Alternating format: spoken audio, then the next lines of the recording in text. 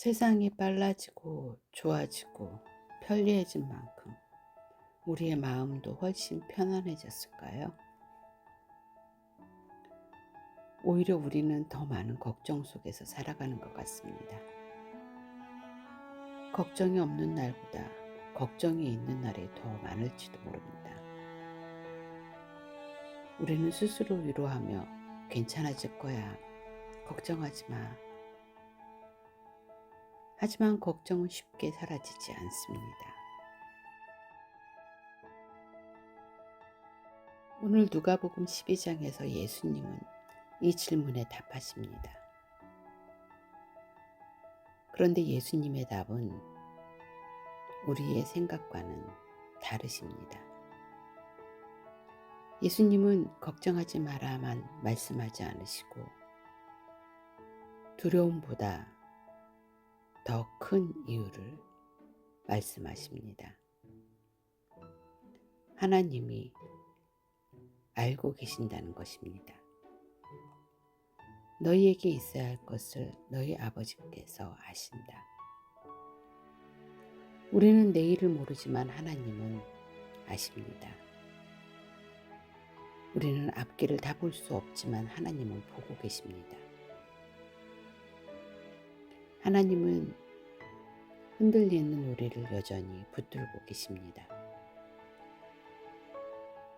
너는 지금 무엇을 의지하고 있느냐? 우리에게 물으십니다. 누가복음 12장을 통해 예수님이 왜 반복해서 두려워하지 말라고 말씀하셨는지, 그리고 어떻게 하면 염려에 끌려가지 않고 하나님 나라의 시선으로 살아갈 수 있는지를 함께 묵상해 보겠습니다. 예수님은 이렇게 말씀하십니다. 바리새인들의 누룩을 주의하라. 누룩은 아주 작습니다. 눈에 잘 보이지도 않습니다. 하지만 시간이 지나면 반죽 전체에 퍼집니다. 예수님은 바로 그것을 말씀하시는 것입니다. 우리의 삶도 그렇습니다. 처음에는 작게 시작했던 생각 하나가 두려움으로, 욕심으로, 인정욕구로, 처음에는 별것 아닌 것처럼 보입니다. 그런데 그것이 인생 전체를 움직이기 시작합니다.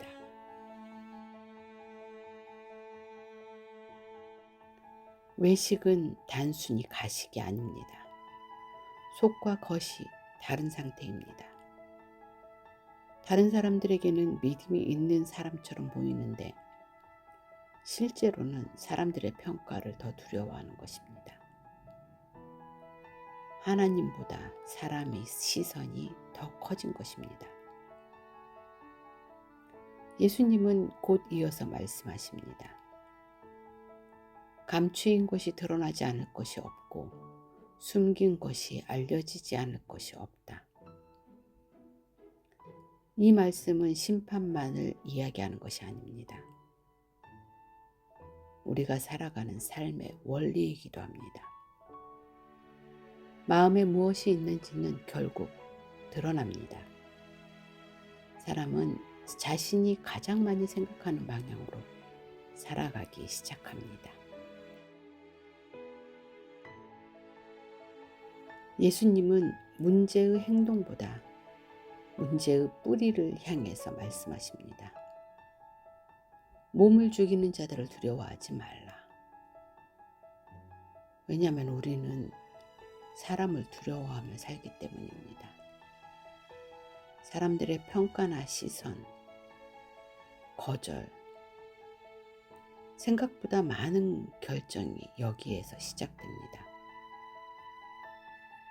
그런데 예수님은 계속해서 방향을 바꾸고 계십니다. 왜냐하면 두려움은 내가 누구를 바라보느냐에서 시작되기 때문입니다. 참새 5마리가 2아사리온에 팔리는 것이 아니냐. 그러나 그 하나도 하나님 앞에 잊혀진 바 되지 아니하느니라. 예수님은 참새도 잊지 않으시는 하나님을 말씀하십니다. 그렇다면 하나님의 형상대로 지음받은 우리는 어떨까요? 예수님은 12장 전체를 관통하는 한 문장을 말씀하십니다. 두려워하지 말라. 뜬금없어 보입니다. 사람들은 먹고 사는 문제로 고민하고 있는데 예수님은 참새 이야기를 하십니다. 당시 참새는 가장 값싼 새 가운데 하나였습니다. 사람들은 별 가치가 없는 존재라고 생각했습니다. 그런데 예수님은 이렇게 말씀하십니다. 그 하나도 하나님 앞에 잊혀진 바 되지 아니하느니라.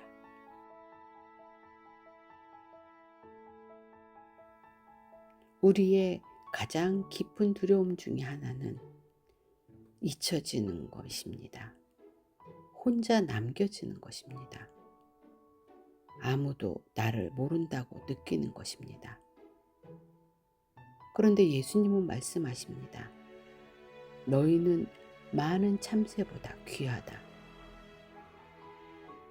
이건 하나님이 아시기 때문에 귀한 것입니다.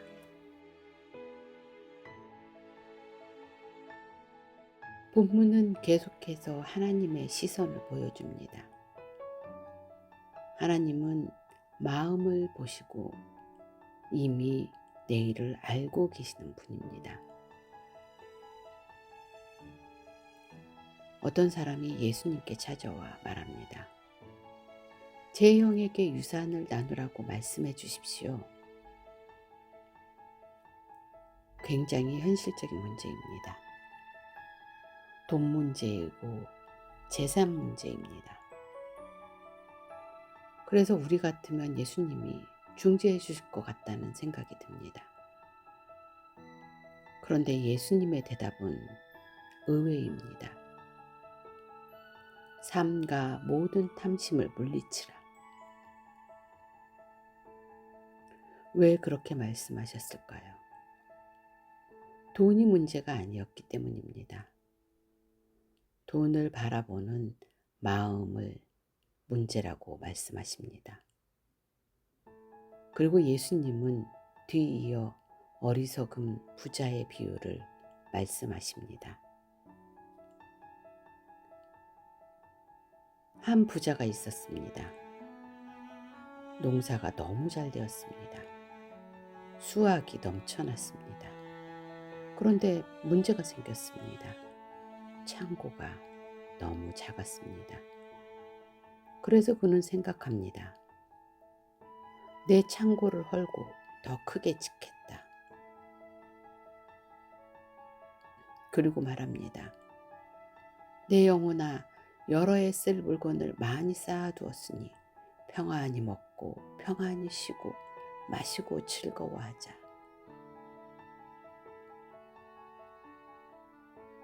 이 사람은 나쁜 사람이 아닙니다. 도둑질한 것도 아니고 사기친 것도 아니고 열심히 일해서 얻은 결과입니다. 그런데 하나님은 말씀하십니다. 어리석은 자여, 창고를 크게 지어서 돈이 많아서도 아닙니다. 문제는 그가 무엇을 의지하고 있었는가입니다. 그는 창고가 커질수록 안전해질 거라고 생각했습니다. 재산이 많아질수록 평안해질 거라고 생각했습니다. 하지만 예수님은 말씀하십니다. 오늘 밤에 내 영혼을 도로 찾으리니 그러면 내 것이 누구의 것이 되겠느냐. 이 말씀은 돈을 모으지 말라는 뜻이 아닙니다. 돈으로는 영혼의 안전을 살 수 없다는 뜻입니다. 우리는 계속 무언가를 쌓습니다.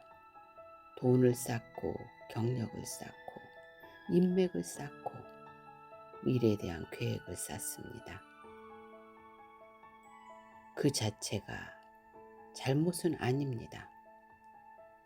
그런데 어느 순간 하나님보다 그것을 더 신뢰하기 시작할 수 있습니다. 바로 그때 창고가 우상이 됩니다. 누가복음 12장은 돈 이야기가 아닙니다. 신뢰에 대한 이야기입니다. 내가 정말 의지하는 것이 무엇인가? 그것을 묻고 있습니다. 그리고 예수님은 이 비유를 마치자마자 말씀하십니다. 그러므로 내가 너희에게 이르노니 목숨을 위하여 무엇을 먹을까? 몸을 위하여 무엇을 입을까? 염려하지 말라. 왜 갑자기 염려 이야기가 나올까요? 부자의 문제도 우리가 가지고 있는 문제도 사실은 같은 뿌리에서 나오기 때문입니다. 나는 무엇을 믿고 있는가? 창고를 믿는가? 하나님을 믿는가? 예수님은 한 가지 예를 보여주십니다. 말씀하십니다. 들의 백합화를 생각하여 보라. 사람들은 돈 걱정을 하고 있습니다. 미래를 걱정하고 먹고 사는 문제를 걱정하고 있습니다.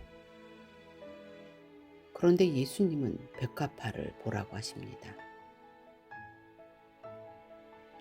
우리가 놓치고 있는 것을 예수님은 보여주고 계십니다.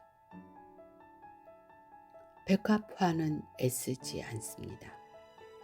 실을 찾지도 않습니다. 옷을 만들지도 않습니다. 그런데 참 아름답습니다. 왜냐하면 하나님이 입히시기 때문입니다. 예수님의 초점은 꽃이 아닙니다. 꽃을 돌보시는 하나님입니다. 새를 보라, 백합화를 보라. 여기에서 모든 초점은 하나님께 향하고 있습니다. 우리는 늘 부족한 것을 봅니다. 없는 것을 보고 미래에 대한 위험을 봅니다. 하지만 예수님은 하나님의 돌보심을 보라고 말씀하십니다. 그래서 누가복음 12장의 핵심은 단순히 염려하지 마라가 아닙니다.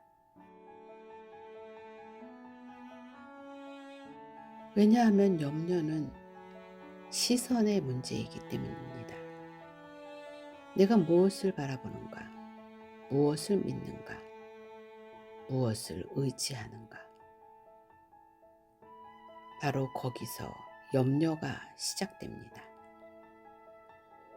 예수님은 계속해서 말씀하십니다. 너희는 무엇을 먹을까? 무엇을 마실까? 구하지 말며 근심하지도 말라.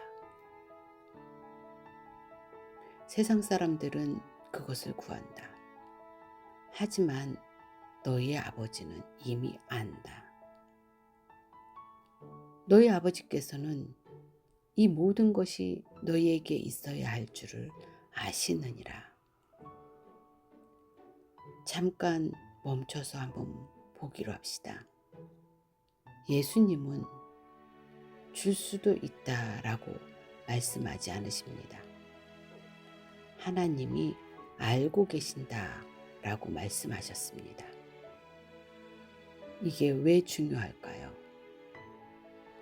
사람은 모를 때 불안해집니다. 나를 아무도 모른다고 느낄 때 더 불안해집니다. 그런데 예수님은 말씀하십니다. 하나님 아버지는 알고 계신다. 예수님은 문제보다 먼저 아버지를 보여주십니다. 염려보다 먼저 하나님의 마음을 보여주십니다. 그리고 마침내 12장의 핵심 선언을 하십니다. 너희는 그의 나라를 구하라.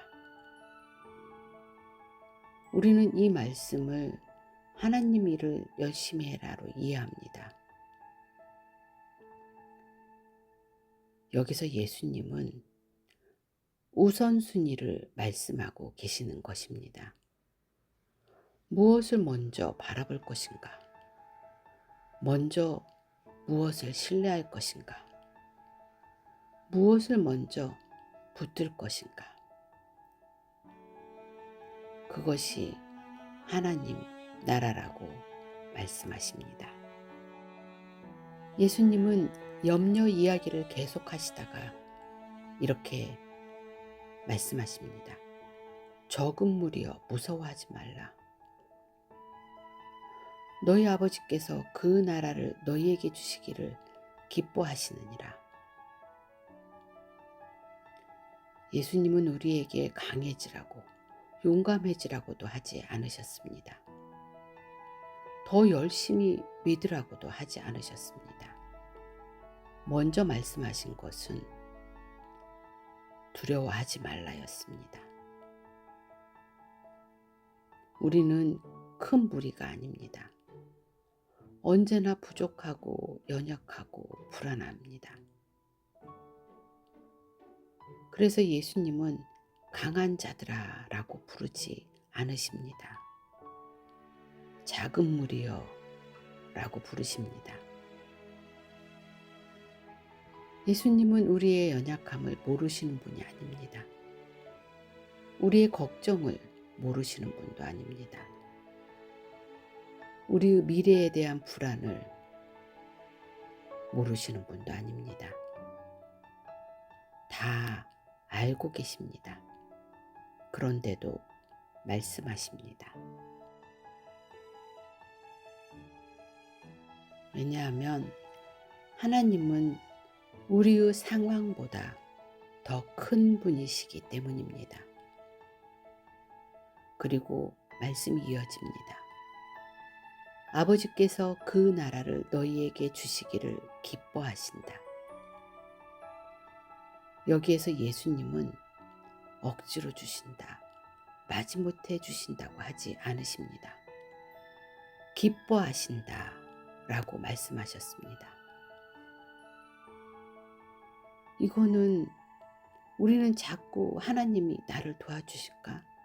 하나님이 내 기도를 들으실까? 하나님이 나를 기억이나 하실까? 라고 묻기 때문에 예수님이 이렇게 말씀하십니다. 하나님은 너를 외면하는 분이 아니다. 하나님은 너에게 주시기를 기뻐하시는 분이다.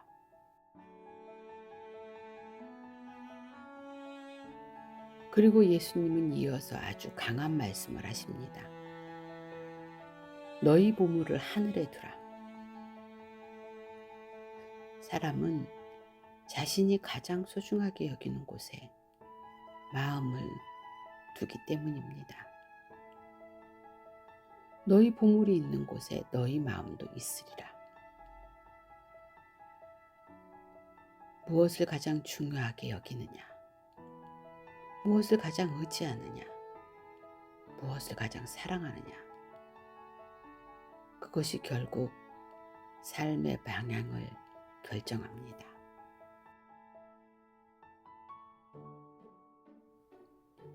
누가복음 12장은 처음부터 끝까지 같은 질문을 하고 있습니다. 두려움을 따라 살 것인가? 하나님을 따라 살 것인가? 염려를 붙들고 살 것인가? 하나님 나라를 붙들 것인가? 예수님은 마지막까지 계속 말씀하십니다. 깨어 있으라. 왜냐하면 하나님 나라는 잠시 감동받고 끝나는 것이 아니라 매일 선택하며 살아가는 것이기 때문입니다. 누가복음 12장을 읽다 보면 계속 반복해서 들리는 말씀이 있습니다. 두려워하지 말라. 참새 이야기에서도, 백합화 이야기에서도, 작은 무리의 이야기에서도 예수님은 같은 말씀을 반복하십니다. 왜냐하면 인간은 두려움 속에서 살아가기 때문입니다. 내일이 두렵고, 돈이 두렵고, 건강과 사람과의 관계, 미래가 두렵습니다. 그래서 우리는 끊임없이 무언가를 안전장치로 붙잡으려고 합니다. 그런데 예수님은 12장 전체를 통해 한 가지를 말씀하십니다.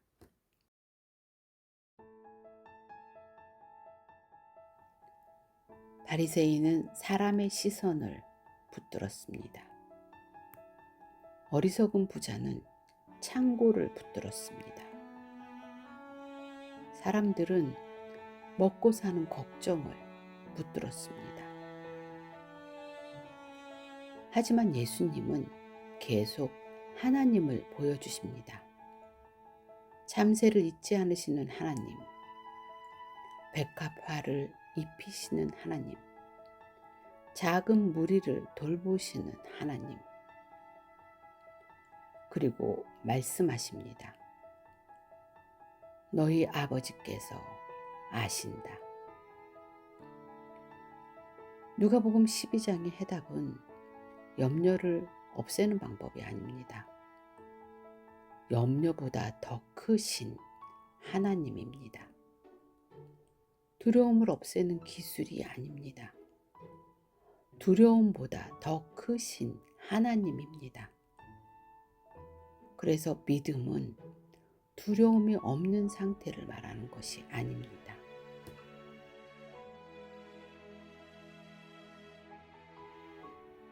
예수님도 우리의 연약함을 아십니다.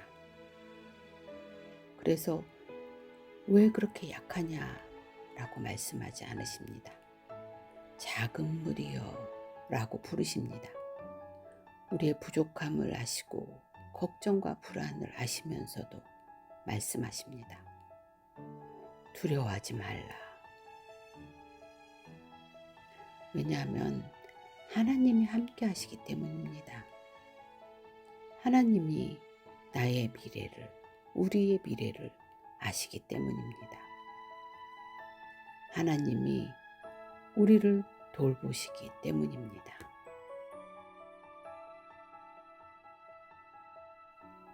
오늘 우리의 기도는 이것이면 좋겠습니다.